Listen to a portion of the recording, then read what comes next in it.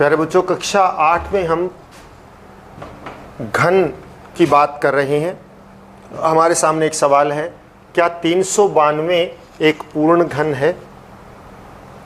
यदि नहीं तो ऐसी सबसे छोटी प्राकृतिक संख्या ज्ञात कीजिए जिससे 392 को गुणा करने पर गुणनफल एक पूर्ण घन प्राप्त हो जाए। देखो बच्चों, किसी का भी पूर्ण घन है या नहीं, इसके लिए आपको पिछले लेक्चर में मैंने बताया था कि आप उसके अभाज्य गुणनखंड कर लीजिए और अभाज्य गुणनखंड में 3-3 का समूह बना लीजिए।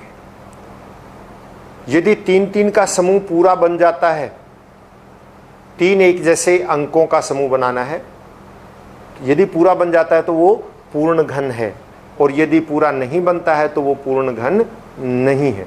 और यदि पूर्ण घन नहीं है तो उसको घन कैसे बनाया जाए, पूर्ण घन कैसे बनाया जाए, आइए हम ये देखते हैं इस सवाल के माध्यम से। 392 को हम पूर्ण घन के रूप में किस प्रकार से कर सकते हैं? सबसे पहले बात तो यह है कि हमारे पास संख्या क्या दे रखी है? संख्या है 392। इस 392 का आप गुणनखंड कीजिए, अभाज्य गुणनखंड। हम 2 से करेंगे तो ये आ रहा है 196, फिर 2 से करेंगे तो ये आ रहा है 98, फिर 2 से करेंगे तो ये आ रहा है 49, और फिर 7 से करेंगे तो ये आ रहा है 7, और फिर 7 से करेंगे तो आ रहा है 1। तो इसके गुणनखंड क्या बने? 392 बराबर है 2 गुणा में 2 गुणा में 2 गुणा में 7 गुणा में 7। अब 3-3 का समूह बनाइए एक जैसों का, ये 3 का, ये 3 2 है, लेकिन 7 जो है वो 3 के समूह में नहीं आ रहा क्योंकि इसमें एक 7 कम है, और इसका मतलब ये पूर्ण घन नहीं है।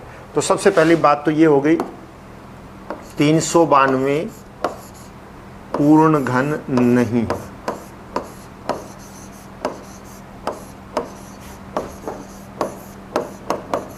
अब इसको पूर्ण घन बनाने के लिए क्या करें? आपको यह ध्यान देना है कि जो संख्या पूर्ण समूह नहीं बना रही है उसको पूर्ण समूह बनाने के लिए हमें क्या करना पड़ेगा? बस जितना उसमें पूर्ण समूह बनाने के लिए और डालना पड़ेगा वही जो है इसका पूर्ण घन हो जाएगा।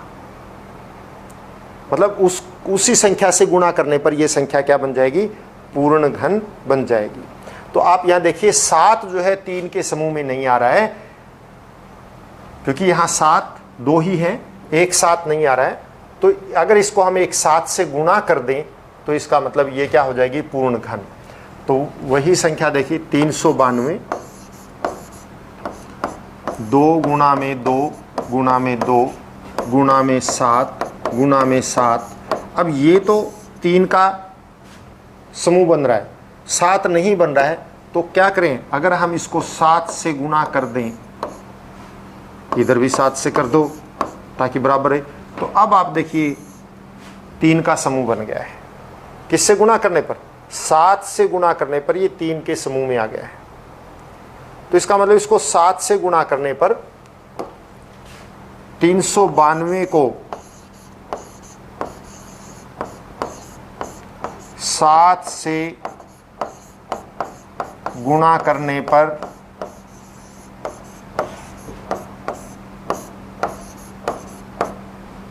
पूर्ण घन बनेगा। और ये सबसे छोटी संख्या है। 392 को पूर्ण घन बनाने के लिए सबसे छोटी संख्या है क्योंकि ये अभाज्य गुणनखंड है और इससे छोटा और इसके टुकड़े नहीं बनते हैं, तो यही सबसे छोटी संख्या है। तो कौन सी संख्या है वो? 7। और 7 से गुणा करने पर ये क्या बन जाएगा? 392 को अगर हम 7 से गुणा कर देते हैं तो इस 7 से गुणा करने पर हमें जो संख्या प्राप्त होगी वो क्या बनेगी? गुणा कीजिए 2744। ये संख्या प्राप्त होगी जो एक पूर्ण घन है। ये एक पूर्ण घन है।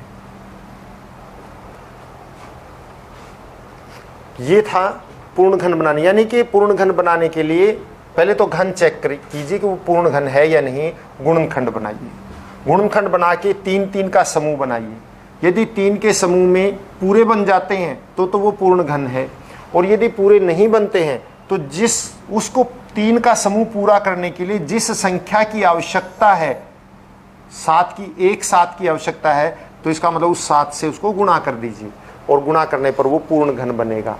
तो हमारा उत्तर क्या है, 392 को 7 से गुणा करने पर पूर्ण घन बनेगा।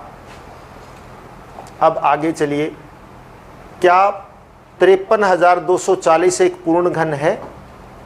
यदि नहीं है तो आप इसको जो है पूर्ण घन बनाने के लिए किस संख्या से वो करेंगे? तो आप देखिए 53,240 को हम ले लेते हैं और देखते हैं। 53,240 आप इसके गुणनखंड बनाइए। 2 से देखिए, 2 दूनी 4, 2 छिके 12, 2 छिके 12, 2 दूनी 4, 0।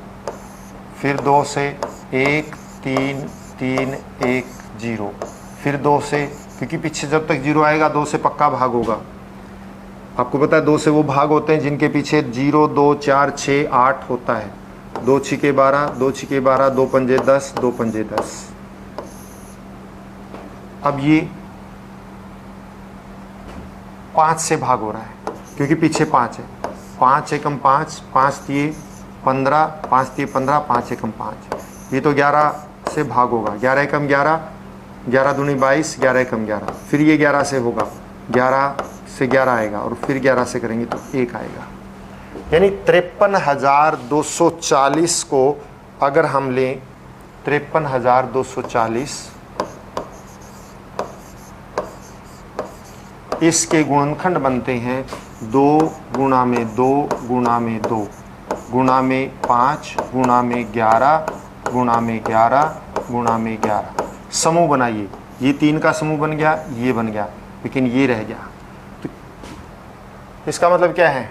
यह पूर्ण घन नहीं है, यह पूर्ण घन नहीं है। जब पूर्ण घन नहीं है तो इसको पूर्ण घन बनाने के लिए अभी आपको बताया था कि उन संख्याओं से गुणा कर दीजिए जिससे 3 का समूह बन जाए। तो हम देखिए यहाँ 1 5 है, और 2 5 और, यानी कि 5 और 5 यानी 25 से गुणा करेंगे तो ये पूर्ण घन बन जाएगा। क्योंकि 25 से गुणा करने पर क्या होगा, एक समूह बन जाएगा 3 का, तो इसका मतलब ये पूर्ण घन बन जाएगा। तो अगर हम गुणा करते हैं तो ये बात है, लेकिन इसने गुणा नहीं कहा, इसने क्या कहा, मतलब मैं आपको बता रहा हूं, यदि गुणा करते हैं तो किससे? 2 5 यानी 5 और 5 25 से गुणा करनी पड़ेगी। लेकिन यहाँ गुणा नहीं कह रहा है, इसने क्या कह रखा है, किससे भाग दिया जाए कि भागफल पूर्ण घन हो। तो भाग उसी से देते हैं जिसका पूरा समूह नहीं बन रहा। किसका नहीं बन रहा? 5 का नहीं बन रहा। तो आप जो है इस 5 से इसको, यदि इस 5 को बाहर निकाल दें, यानी इससे भाग दे दें, तो सभी पूर्ण घन बन जाएंगे। तो इसका मतलब वो कौन सी संख्या है? 5 वो संख्या है जिसको भाग दे दें तो पूर्ण घन बन जाएगी। तो आप देखिए यहाँ पे 53,240 को अगर हम 5 से भाग कर दें और इधर भी 5 से भाग करें, तो इधर से 5 भाग करने पर तो 5 कट गया, तो क्या बच गया? 11 गुणा 11 गुणा 11। ये भी समूह बन गया, ये भी समूह बन गया। इसका मतलब 5 से भाग देने पर ये पूर्ण घन रह जाता है, और 5 से भाग देने पर ये कितना बनेगा? 5 एकम 5 0, 5 छिका 30, 5 चौका 20, 5 अट्ठे 40 बराबर है 2 गुणा में 2 गुणा में 2 गुणा में 11 गुणा में 11 गुणा में 11, यानी कि 10,648 एक पूर्ण घन संख्या है। और ये किसका घन है? 11 दूनी 22 का घन है।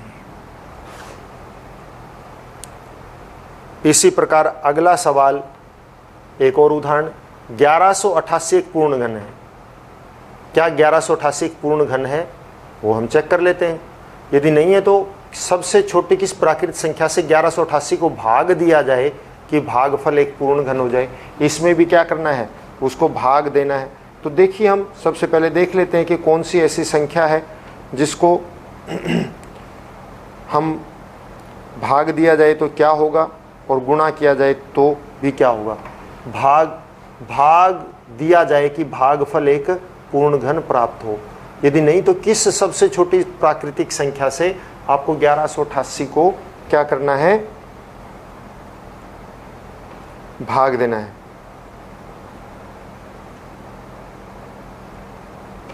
देखिए 1188 की आप बनाइए।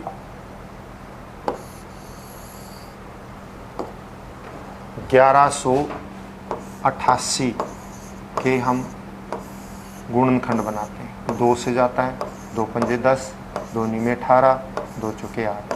फिर 2 से जाता है, 2 दूनी 4, 2 नीमे 18, 2 सत्ते 14। 3 से जाता है, 3 नीमे 27 और 3 नीमे 27। फिर 3 से जाता है 33, फिर 3 से जाता है 11 और फिर 11 का 1। अब आप देखिए ये क्या बनता है। हमने उस संख्या से भाग देना है जिससे कि ये पूर्ण घन हो जाए।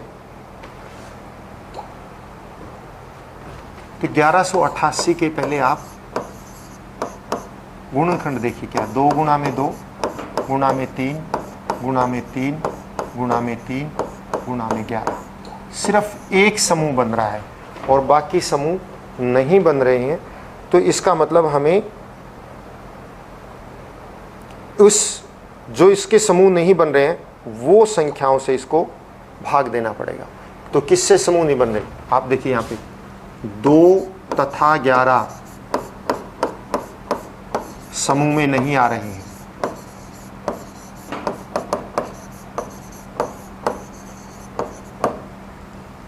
अतः हमें एक तो इससे और इस संख्या से इनको क्या करना, भाग देना है। अतः 2 गुणा 2 गुणा 11 अर्थात 44 से भाग देने पर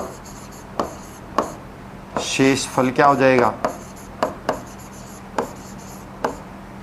शेष फल पूर्ण घन बचेगा।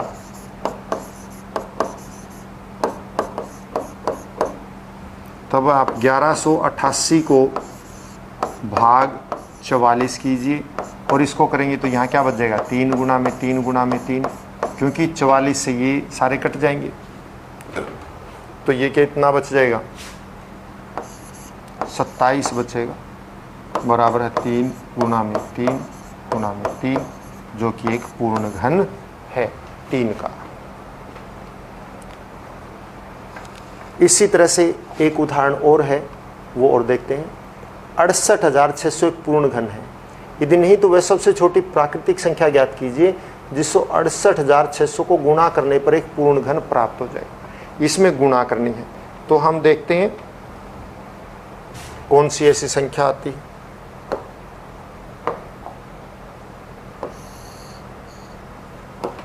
अड़सठ 68,600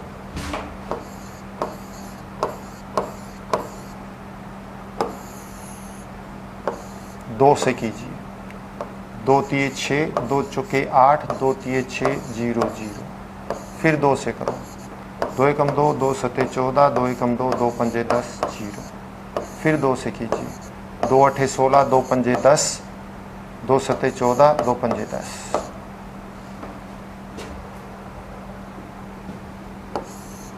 फिर ये अब आप देखिए 2 से नहीं जाएगा क्योंकि आखिरी में 5 है और इसका जोड़ देखिए कितना, 68, 15 और 10 25 है।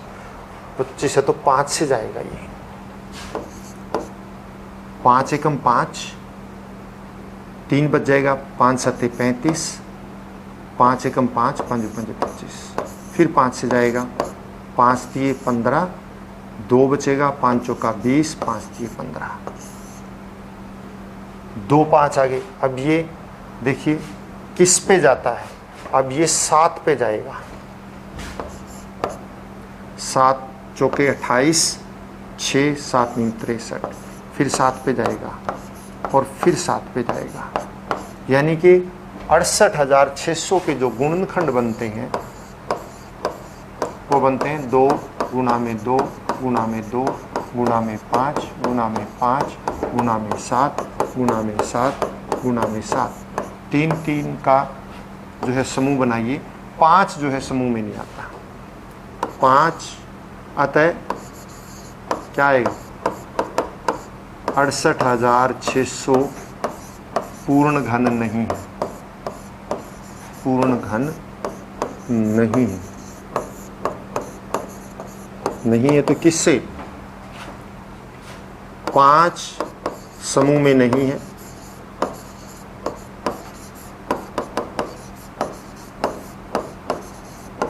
कितने 5 से और गुणा करने पड़े? 2 तो है, 1 से करनी पड़ेगी, तो 5 से गुणा करने पर 68,600 गुणा में 5, इससे 5 से गुणा करेंगे तो क्या बन जाएगा? 2 2 2 समूह बन गया। 5 5 ये 5 है, एक और 5 और एक 5 अब हम भी गुणा कर दिया, ये भी समूह बन गया। 7 7 और 7 ये भी समूह बन गया। इसका मतलब ये क्या बन गया? पूर्ण घन हो गया। तो वो संख्या क्या है, इसलिए गुणा करने पूर्ण घन प्राप्त हो जाए। तो इसका मतलब कितने से गुणा करने पर? 5 से गुणा करने पर 0 68,600 गुणा में 5 बराबर है क्या आ जाएगा? 0 0 0 5 6 30 और 5 8 40 और 3 43 4 5 6 30 और 4 34। यह है पूर्ण घन है।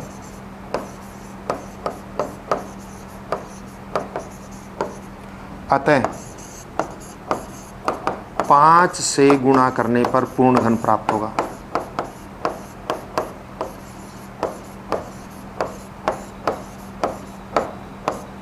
पूर्ण घन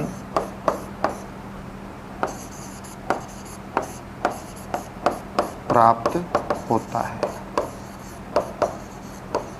इस संख्या को 68,500 को 68,600 को 5 से गुणा करने पर यह पूर्ण घन प्राप्त होता है, यानी पूर्ण घन बन जाता है। आज के लिए बच्चों इतना ही। धन्यवाद। घर पर रहें, स्वस्थ रहें और अपना काम हर रोज करते रहें।